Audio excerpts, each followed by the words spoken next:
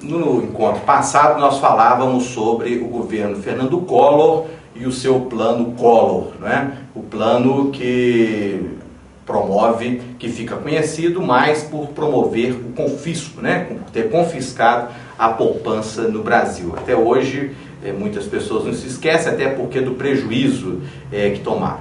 Bom, vamos lembrar, Collor foi eleito com um discurso moralista, aliado a um discurso neoliberal de abertura da economia e de diminuição do tamanho do Estado. Bom, o discurso moralista sempre agradou a classe média brasileira, que o golpe militar, nós já estudamos, foi relacionado também a esse discurso moralista, as cassações que vieram depois, até a cassação de Juscelino Kubitschek, foi por um motivo desse, uma alegação de corrupção, algo que nunca foi provado, mas enfim, o discurso moralista empolga muito a classe média brasileira. Bom, mas é esse mesmo discurso que vai levar por água abaixo o governo Collor. Já um governo extremamente desgastado e impopular, que não conseguia vencer a inflação da forma que se propôs, ou seja, com um tiro só, não é? Collor, a cada momento que passava, se desgastava ainda mais em função do seu isolamento. É bom lembrar, e nós observávamos isso no encontro passado, que Collor foi eleito por um partido muito pequeno, o PRN. Mas vai lá, chega ao governo, consegue reunir em torno do apoio ao governo inúmeras bancadas. Consegue, mas isso tudo tem um custo. Para reunir essas bancadas em torno do seu governo, ele precisa abrir mão de determinadas, vamos dizer assim, determinados princípios do seu governo. E é isso que acontece, não é? Collor, apesar desse apoio de determinados, principalmente partidos pequenos, né? Um ajuntamento de partidos pequenos, principalmente por isso, ele consegue reunir em torno do seu governo, mas mesmo assim ele é um governo frágil, um governo que não tem um apoio parlamentar sólido, forte. Bom, e para piorar a situação, nas eleições seguintes para os governos do Estado, em Alagoas, o candidato derrotado para o governo do Estado, Renan Calheiros, denuncia que o governo Collor apoiou o seu adversário, ou seja, o candidato vitorioso, o senhor Bulhões. Muito bem, a denúncia não ficou só na questão do apoio. Na época, Renan Calheiros era deputado e líder do governo Collor na Câmara dos Deputados. Rompeu com o Collor, alegando que havia um esquema de corrupção chefiado por PC Farias, que era o tesoureiro da campanha presidencial, tornou-se também tesoureiro de várias campanhas pelo Estado, incluindo em Alagoas, de Geraldo Bulhões. Muito bem, essa denúncia ganha o Brasil, uma denúncia de corrupção, uma denúncia na qual o tesoureiro do presidente da República envolvia-se em corrupção, principalmente nas questões eleitorais. A denúncia ganha força quando o próprio irmão do presidente da República faz denúncias graves, né, no Congresso Nacional contra o presidente, contra o seu irmão, e mostra ali que existiam evidências que PC Farias estaria controlando um mega esquema de corrupção que envolvia empresas de economia mistas, empresas controladas pelo governo, envolvia corrupção no aspecto ligado ao orçamento, enfim, seria um verdadeiro mar de lama, como se convencionou chamar cada escândalo no Brasil.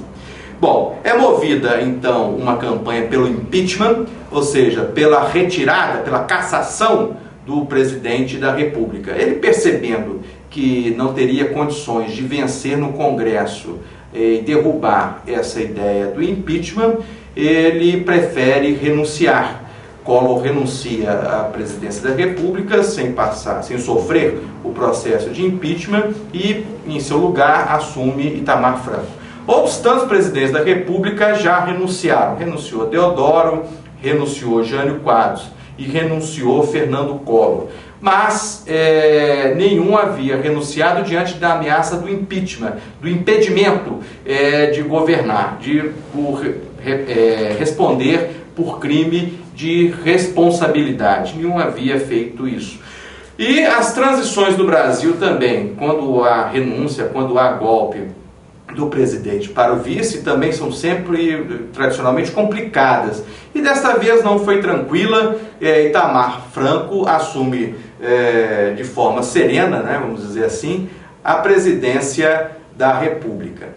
Bom, nós vamos observar que Itamar Franco é um político de formação bem diferente da formação de Fernando Collor. Itamar é um político de formação nacionalista, não apresentava, do ponto de vista familiar, não apresenta do ponto de vista familiar uma ligação com oligarquias, iniciou sua vida pública como prefeito, foi senador, enfim, até chegar à vice-presidência da República, diga-se de passagem, no momento até que já se encontrava um pouco afastado da vida política brasileira. Bom, ele tenta um dos seus primeiros atos no governo, ele tenta uma aproximação com a esquerda, convidando nomes do PT para assumir o ministério, do PDT. Bom, os dois partidos indicam nomes, tentam estabelecer acordos, mas Itamar Franco não concorda com as condições colocadas tanto pelo PT quanto pelo PDT. Com o PDT ele vai até romper um pouco mais tarde no governo. Mas o governo Itamar Franco, ele assume com um problema que já se colocava desde o final da ditadura, que é a inflação alta, né?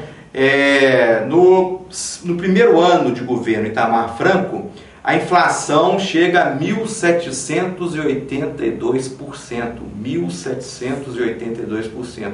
Ela é muito alta, né? Bom, sem contar uma outra amarra, né, que estava submetido ao governo Itamar Franco.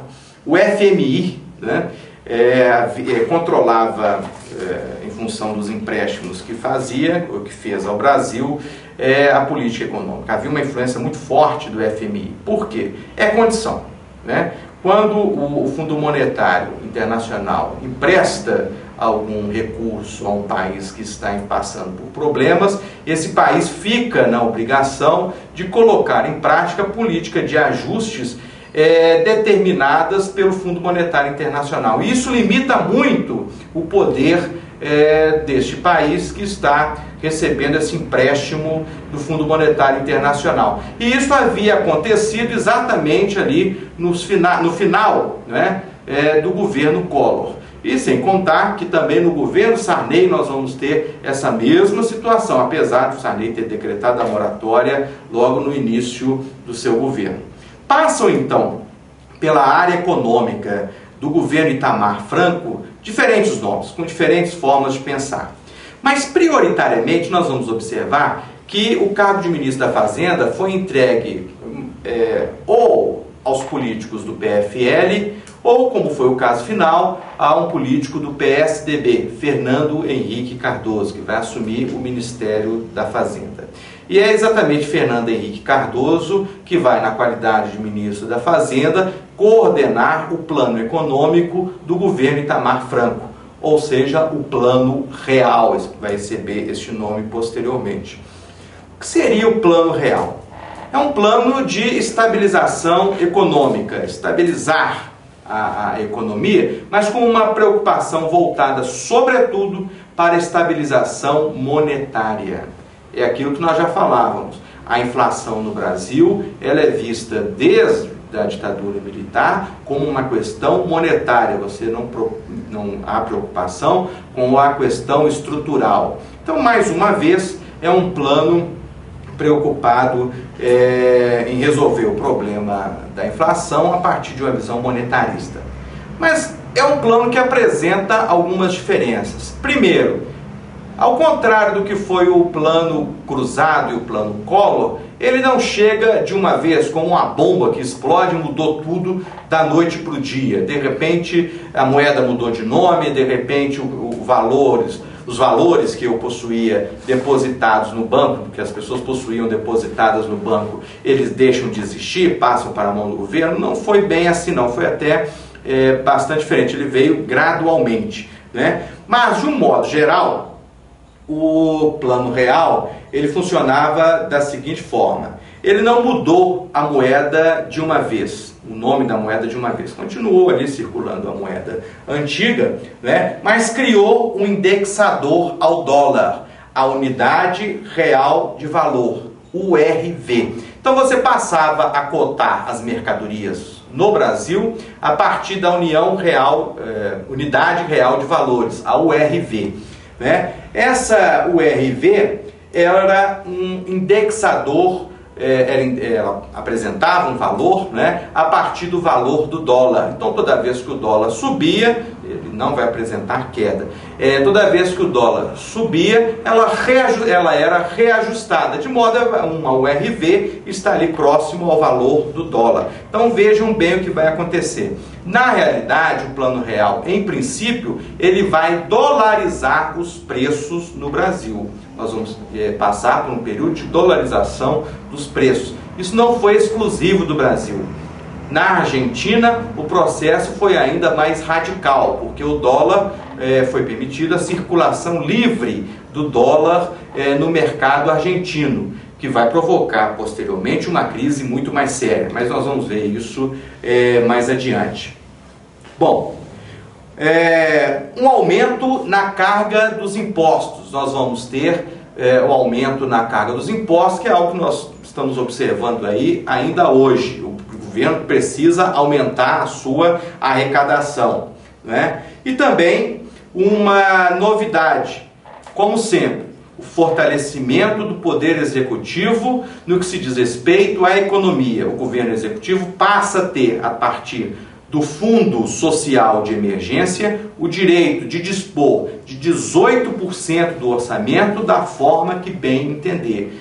Guardava esse dinheiro, dizia pode usar, não pode usar, nós vamos guardar para isso, nós vamos guardar para aquilo. Ou seja, o governo ele interferia em algo que era preparado pelo legislativo, ou seja, o orçamento. Bom, então o plano real, ele vai caracterizar o governo Itamar Franco. É um momento de transformação na economia brasileira, em que a economia brasileira passa a ter uma dolarização dos seus preços. Não quer dizer que o dólar passa a ser a moeda, não. A questão é que os preços do Brasil, de alguma forma, a partir da Unidade Real de Valor, ficam indexados ao dólar. E nós precisamos observar também que isto não significa que os salários vão ganhar poder de compra, porque é o que nós vamos observar daqui a pouco, quando analisarmos o governo Fernando Henrique Cardoso.